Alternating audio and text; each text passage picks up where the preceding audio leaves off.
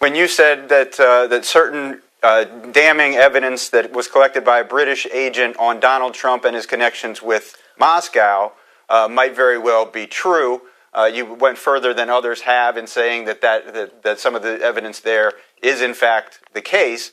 What do you know that we do not? What prompted you to make those statements? Have you seen something that nobody else has?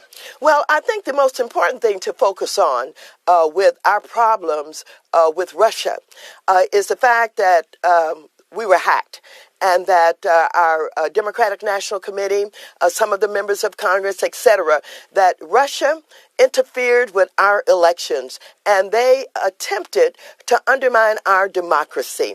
And we need to know whether or not there was collusion, who was involved in that. We are learning every day that there are people involved, not only in this administration, but allies of the president who have connections in Russia. And of course, there was a dossier. There are a lot of things coming out.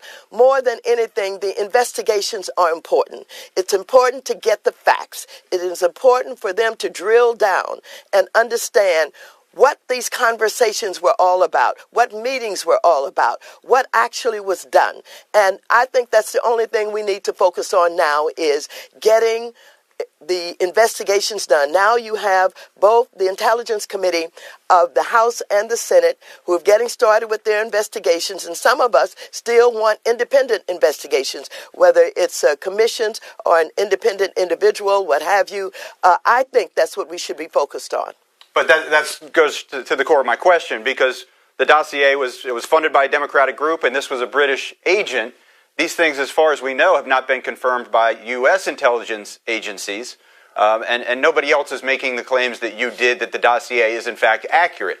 So I did not. I'm sorry. I did not make that claim that the dossier was accurate. And as I've said, the dossier is just one part of all kind of evidence that's rolling in. Some may be more factual than other, but I think the only thing that I am focused on is credible investigations to bring out the facts.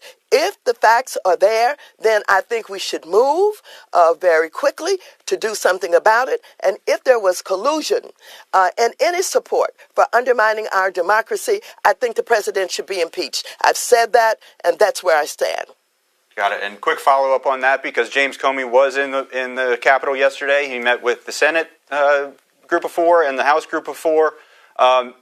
Adam Schiff, on your team, of course, has said that he doesn't quite trust the FBI director.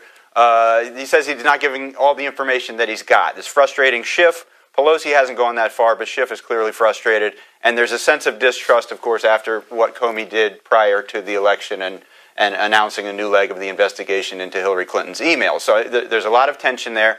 Do you trust Director Comey to do a nonpartisan deep dive into the connection between, the potential connection between the White House and Moscow? Well, you know, obviously you have not kept up with some of what I've been saying and what I've been doing.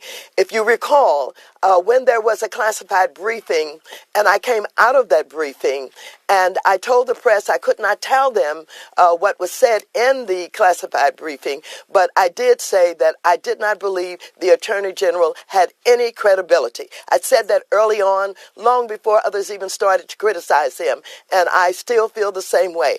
I don't think he's credible. I think that when he came out 11 days prior to the election with a new investigation on Hillary Clinton, that was unheard of.